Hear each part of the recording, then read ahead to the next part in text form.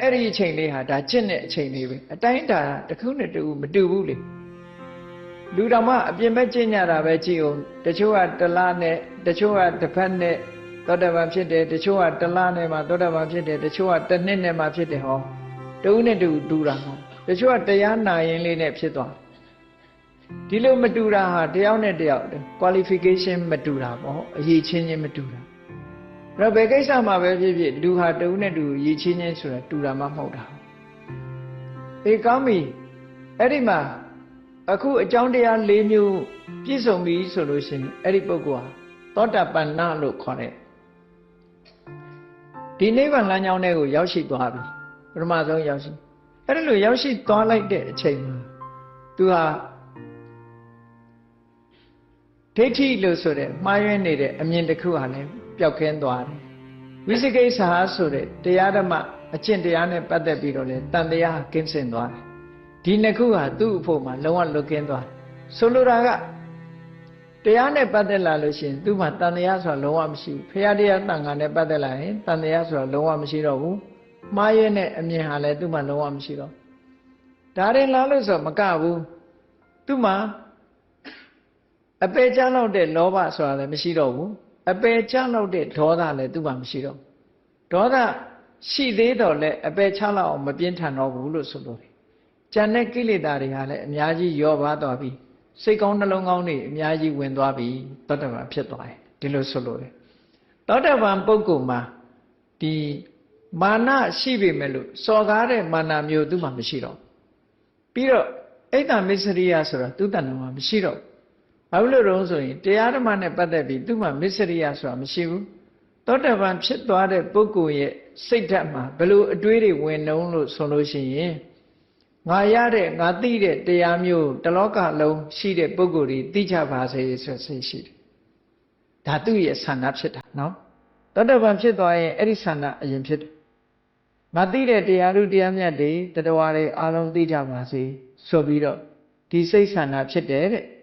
သူသိတဲ့တရားကိုသူများပြောဖို့ရကြတော့ရွှေအိုးကိုသူများပြဖို့ရဝန်လေးတယ်လို့ဝန်လေးတယ်တဲ့ဒါသောတာပန်ပုဂ္ဂိုလ်ရဲ့အခြေအနေနှစ်ခုစာပေကျမ်းကမှာဒီလိုရေးထား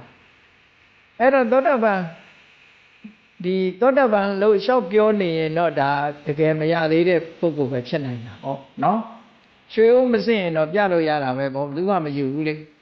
ရွှေထုတော့ပြလို့ရမှာပေါ့ရွှေစစ်ဆိုရင်တော့ဘယ်သူမှမပြဘူးလို့ဆိုလို့အဲသောတာပန်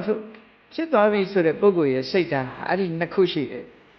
လူတိုင်းကိုသူအတိမျိုးသိစေခြင်းနဲ့သူသိတဲ့တရားကိုသူများထုတ်ဖို့ပြောဖို့ရကြတော့ကိုသိမ့်ထားတဲ့ရွှေအိုးကိုသူများပြဖို့ရဝန်လေးတယ်လို့ဝန်လေးတယ်ဒီလိုဆိုလို့လားနော်အဲ့ဒီလိုအချင်းရနှစ်ခုနဲ့ပြည့်စုံကဲသောတာပန်ဖြစ်သွားတာကြတော့ဘယ်လိုအင်္ဂါရက်တွေနဲ့ပြည့်စုံသွားတော့ခုနကသောတာပန်ဖြစ်ဖို့ရတဲ့ကအကြောင်း၄မျိုးနဲ့သူကြိုးစားအထောက်လို့သောတာပန်ဖြစ်သွားပြီနိဗ္ဗာန်လမ်းကြောင်းပေါ်သူရောက်သွားပြီပထမဆုံးအဲ့ဒီရောက်သွားတဲ့အခါမှာသူ့ရဲ့သောတာပန်တွေရရှိတဲ့အင်္ဂါရက်၄ခုကဘာတော့ဆိုလို့ရှိရင်သူကဗုဒ္ဓေအဝိစ္စပတာဒမြတ်စွာဘုရားပေါ်မှာယုံကြည်တာခါတိုင်းယုံကြည်တာနဲ့မတူဘူးအသိဉာဏ်နဲ့ဂုံကိုနှစ်ကာယုံကြည်တာမျိုးဓမ္မေအဝိစ္စပတာဒတရားပေါ်မှာယုံကြည်တာလည်းပဲအသိဉာဏ်နဲ့နှစ်ကာယုံကြည်တာတာမန်ယုံကြည်မှုမျိုးမဟုတ်တော့ဘူးတန်ခေအဝိစ္စပတာဒအရိယတန်ဃာတွေပေါ်မှာယုံကြည်မှုကလည်းပဲအသိဉာဏ်နဲ့ယုံကြည်တာမျိုးဖြစ်သွားဆိုလိုတာကတရားတက်မဟုတ်ဘူးသူကအသိဉာဏ်နဲ့တွဲဖက်ထားတဲ့တရားဖြစ်သွားပြီအသိဉာဏ်ပါသည့်အတွက်ကြောင့်သူဟာယုံကြည်ချက်ကိုဘယ်တော့မှမပြောင်းတော့ဒီလိုပြောတာနော်တာမန်ယုံကြည်တယ်ဆိုရင်ယုံကြည်ချက်ကပြောင်းနိုင်သေးတယ်လေဒီပြင်လူတယောက်ကလာပြောသွားရင်သူယုံကြည်မှုကပြောင်းသွားနိုင်သေးတယ်သူကအဲ့ဒါလို့မဟုတ်ဘူးဆုံးဖြတ်ပြီးတော့ယုံကြည်တာနော်ဒါသာအမှန်ဘယ်သူပြောလို့မှမရတော့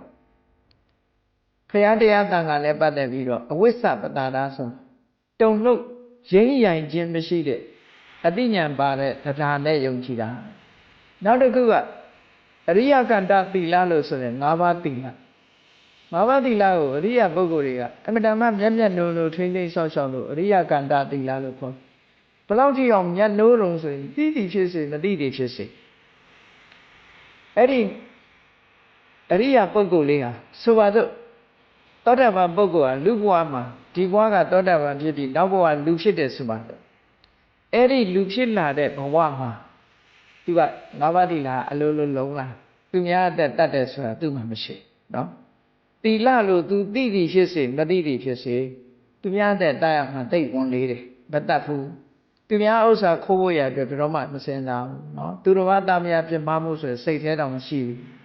လိန်ပြောဖို့ရဆိုတာလဲသူကစိတ်ထဲမှာမရှိဘူးအယက်ဒေသတောက်စားမှုဆိုတာလုံးဝအနတ်တော်မခံနိုင်ဘူးဒါသောတာပန်ဖြစ်ထားတဲ့ပုဂ္ဂိုလ်ရဲ့သင်္ခါရက်တွေပဲပေါ့အဲ့ဒီအနေအထားမျိုးတွေကိုပြောင်းလဲသွားစေတယ်ဒါစိတ်ကပြောင်းသွားရင်ဒီအခြေအနေတွေအကုန်ပြောင်းတာပဲလေအဲ့တော့သောတာပန်ဖြစ်သွားရင်ဖရာပေါ်မှာနိနေကာယုံကြည်ခြင်းတရားပေါ်မှာနိနေကာယုံကြည်ခြင်းတန်ခါပေါ်မှာနိနေကာယုံကြည်ခြင်းနဲ့အရိယကန္တသီလနဲ့ပတ်သက်လာလို့ရှိရင်ဒီဘဝမပြောနဲ့ဘယ်ဘဝမှမချိုးဖောက်တော့ဘူးတဲ့သိသည်ဖြစ်စေမသိသည်ဖြစ်စေသူကအဲ့ဒါလောက်ထိအောင်မြဲသွားပြီလို့ဒီလိုပြောတယ်အဲ့ဒီ၄ချက်အဲ့တော့ခုနက